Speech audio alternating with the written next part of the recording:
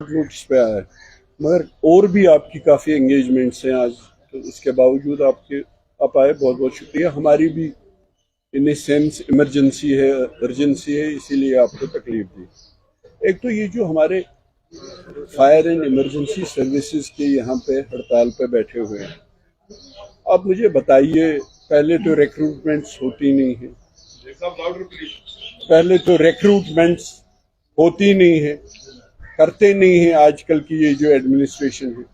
और जब भी करते हैं, हमने ये देखा है कि जब भी ये रिक्रूटमेंट ड्राइव चलाते हैं, यहाँ बेकारी बेरोजगारी इस वक्त सबसे बड़ा मसला बना हुआ है। शायद पूरे देश में अगर आप नजर दौड़ाएंगे, मैं आपको विद अथॉरिटी एट में कमांड कह सकता हूं कि हमारी जम्मू कश्मीर में बेकारी और बेरोजगारी एक बहुत बड़ा मुद्दा है और काफी इसका परसेंटेज बढ़ गया है।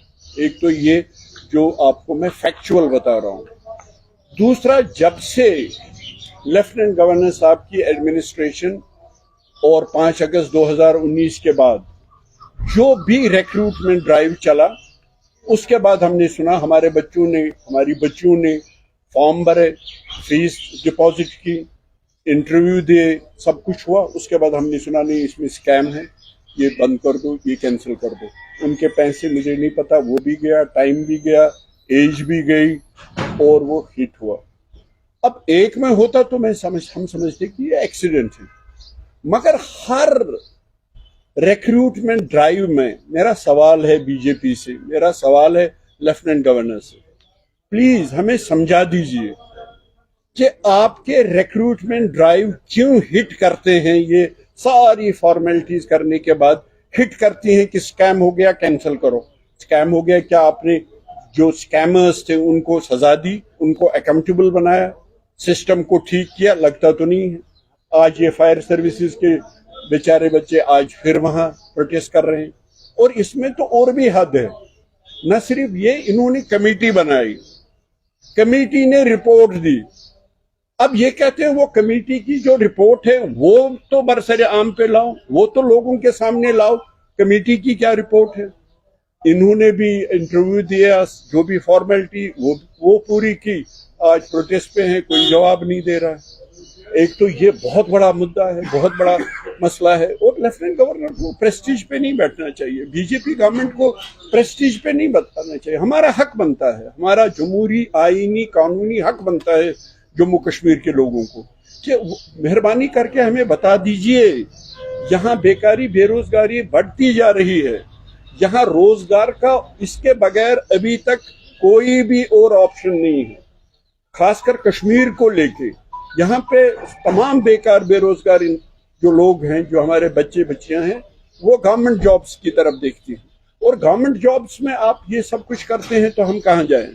नंबर 1। नंबर 2, अगर आपको ये करना है कि इसको ओपन करना है सिर्फ 1 करोड़ 25 लाख जम्मू कश्मीर के लोगों के लिए नहीं, 130 करोड़ लोगों के लिए आपने ओपन करना है, जो हम कोशिश करेंगे, मजामत करेंगे। हरियाणा वालों ने जब किया, हमको तो कॉन्स्टिट्यूशन ऑफ इंडिया हक देता था कि हम अपनी जॉब की प्रोटेक्शन करें। अगर हरियाणा वाले अब ये कर सकते हैं कि जो भी वहां पे वैकेंसीज हो वो सिर्फ हरियाणा का रहने वाला उसमें अप्लाई करे और जॉब ले, अगर महाराष्ट्र वाला कर सकता है, अगर आंध्र प्रदेश कर सकता है, अगर हिमाचल प्रदेश कर सकता है, तो जम्मू कश्मीर के साथ ही क्यों इम्तियाज? आप तो कह रहे थे आप इंटीग्रेट करेंगे, मगर जो भी इसमें प्लसेस हैं वो आप हमारे लिए माइनस में तब्दील कर देते हैं। हमको तो समझा दीजिए, आखिर हमारे बेकार बेरोजगार नौजवान कहाँ जाएं?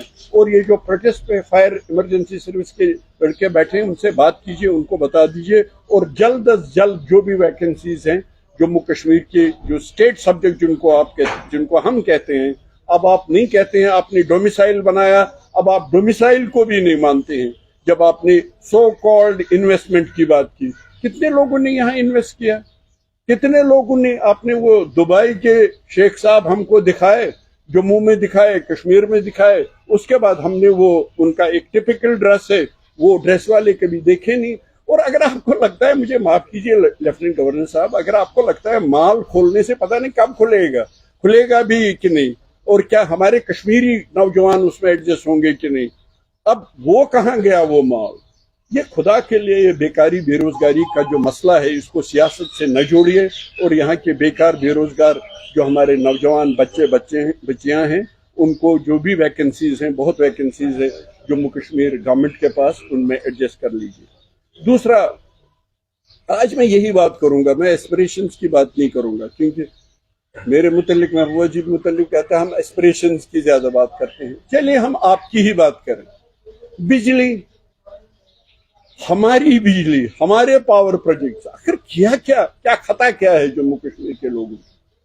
हमारी बिजली, आज बिजली आप गांवों में जाइए, शहर में जाइए, 10-20 बार तो शहर में जाती है जो मैंने देखा है। बिल्कुल आंख मचोली, पहले हम सिर्फ ये क्रिटिसाइज करते हैं, आज फैक्चुअली करेक्ट है। इस बिजली का क्या हुआ?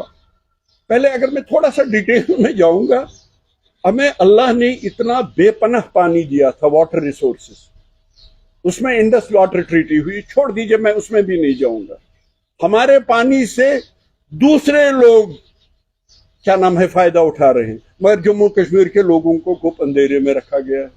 अब हमारे पावर प्रोजेक्ट से आपका कमिटमेंट है कि वो आप जम्मू कश्मीर के हवाले करेंगे, आप वो भी नहीं करते हैं। चलिए, आप जब तक अपने पास रखते हैं हमें बिजली तो दे दीजिए। आप स्मार्ट मीटर्स की बात कर रहे हैं, कर लीजिए, मगर सर्विस भी तो ठीक कर लीजिए, सर्विस भी तो बढ़ा दीजिए, लोगों की बेकारी बेरोजगारी को तो दूर कीजिए। उसके बाद ठीक है, हम देखेंगे आपके स्मार्ट मीटर्स, पहले बिजली तो सप्लाई कर लीजिए। ये बिजली का हाल है। और खाने पीने का, राशन का, अब मैंने सुना 50% उसमें आपने रिड्यूस कर दिया। आखिर क्यों? जम्मू कश्मीर के लोगों ने, पहले आपको मैं एक बात बताऊंगा, मुझे ख्याल था जब 5 अगस्त 2019 हुआ, मुझे ख्याल था और जम्मू के लोगों का ख्याल था शायद ये कश्मीरियों को मसल देंगे, जम्मू बच जाएगा। अब आप जम्मू कश्मीर के लोगों को वाकई एक ही नजर से देखते हैं, वो भी पछता रहे हैं गर्मियों में बिजली और राशन के लिए, यहाँ के लोग भी बिजली और राशन के लिए परेशान हैं। इसलिए मेहरबानी करके हमारा काम है कि हम इसके लिए आवाज उठाएं, हमारा काम है कि हम आपके जरिए लोगों तक पहुंचाइए कि हम बात कर रहे हैं, और मेहरबानी करके इनसे भी गुजारिश करेंगे, ये जेन्युइन बातें हैं, ये यहाँ के लोगों की से कंसर्न बातें हैं, इसमें सियासत नहीं है। इन 3 इश्यूज को जो मैंने कहे, एक तो रिक्रूटमेंट ड्राइव, आज फायर सर्विसेज को लेके, पहले से लेके आज तक, राशन को लेके और बिजली को लेके, सियासत से मत जोड़िए, मेहरबानी करके ये तीनों मसले हल कीजिए, और ताकि यहाँ जम्मू कश्मीर के लोग भी कुछ न कुछ कहीं से कोई रोशनी की किरण नजर आएगी। Thank you so much. Sir, मेरा एक सवाल है आपसे सर, इसी रिलेटेड सर, एक इसके अलावा नहीं, इसके अलावा नहीं, इसके अलावा नहीं, मैं कहूंगा आपसे, इशू डाइल्यूट, मेरी गुजारिश होगी आपसे।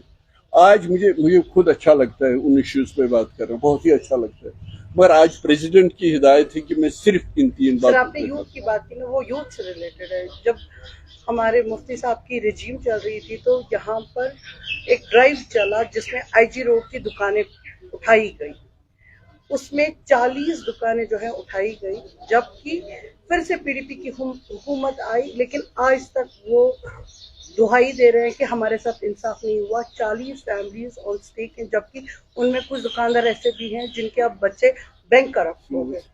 आज तक उनके साथ कोई इंसाफ नहीं हुआ। अभी आप बीजेपी से मतलब निशाना ताक रहे हैं, तो उन फैमिलीज के हवाले से क्या कहना चाहिए? नहीं, मैं फिर आपसे कहूंगा, मेहरबानी करके ये 3 इश्यूज